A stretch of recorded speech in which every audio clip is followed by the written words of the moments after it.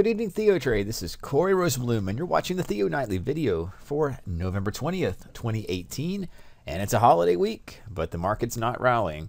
Let's take a look at the broader S&P and focus our attention quickly in tonight's video on some of the leading stocks, some of which we have positions on and discuss frequently in the TheoTrade chat and during daily sessions.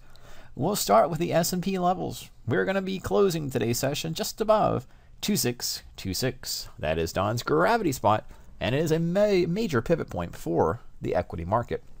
This is again the S&P futures that is played from spot to spot, or from marker to marker, level to level, gravity to gravity, starting up with about 2811, 2731, 2682, and now 2626. If these levels fail, beneath us is 2600, 2550, and 2525, and beneath that. We'll actually need to update to the weekly charts in the event the S&P does continue selling off into the start of December. But before that happens, we'll just kind of take a look at what the expectation is for the remainder of the holiday week going into the final weeks of November. Again, if a market cannot hold a support level, and the logic suggests that it should, or the probability suggests that it should, it often opens up big downside events. If a market cannot hold a support level, it does open up the possibility of a rapid sell swing. I think we're in similar period in volatility and market structure, price behavior, to what we saw after the January rally, the February collapse, and then the March into April consolidation. Comparing the two, we have a multi-month rally, rapid collapse, and then consolidation, sideways, chop, back and forth. I just think this is somewhat of a mirror image of an earlier price point in the year. That being said, again, 2626, 2600 if beneath it, 2550. That is S&P levels. NASDAQ would push 6600, 6400, 6300, and then 6200. Let's start with the volatility index. The sell-off into January and February gave the VIX a much higher bounce. I think liquidity was lower and range was lower, volatility was lower, and that shocked a lot of market participants and funds.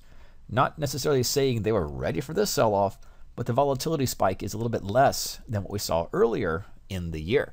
Not to dismiss a VIX near 25, but nonetheless, that is what we are looking at the moment. A VIX that is breaking through resistance and holding firm above the 20 index level. Now let's talk about main stocks. First off, the XLK is our broader technology index ETF. It has fallen with the NASDAQ beneath 66, 65, now under 64.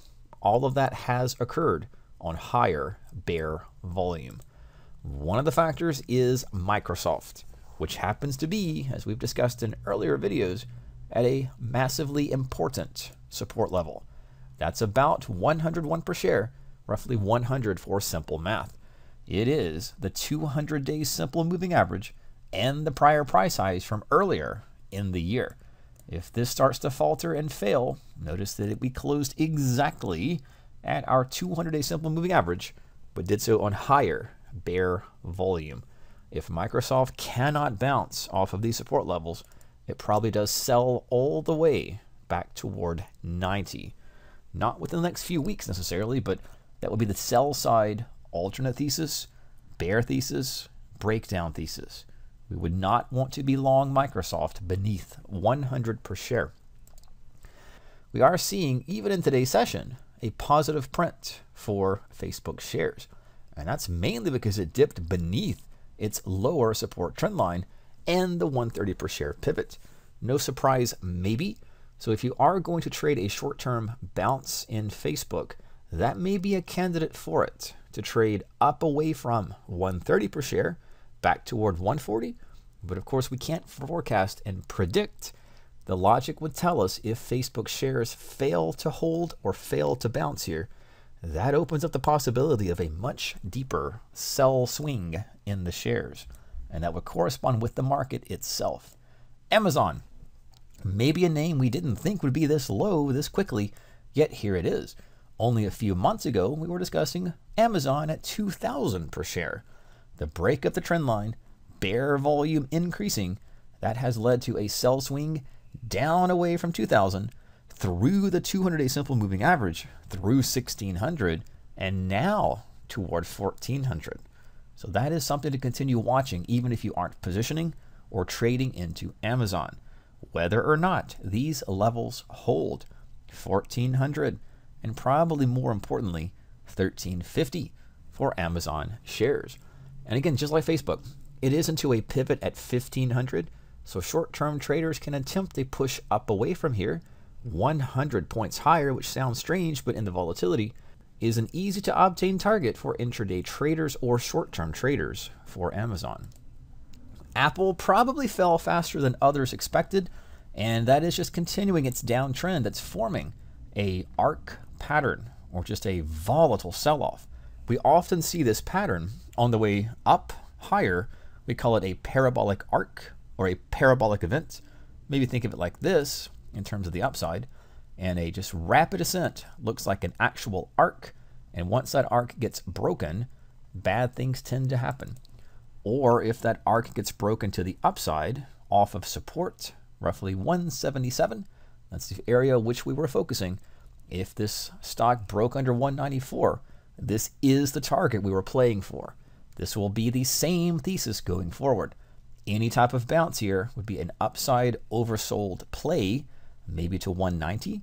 But if this falters, we can even update our trend line here, and it's beneath that.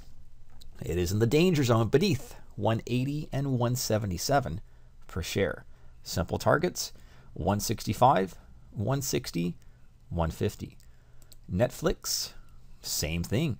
The break of the uptrend, the push toward the 200-day simple, and the break beneath it on high bearish volume has left us where we are now, which is about 250 per share.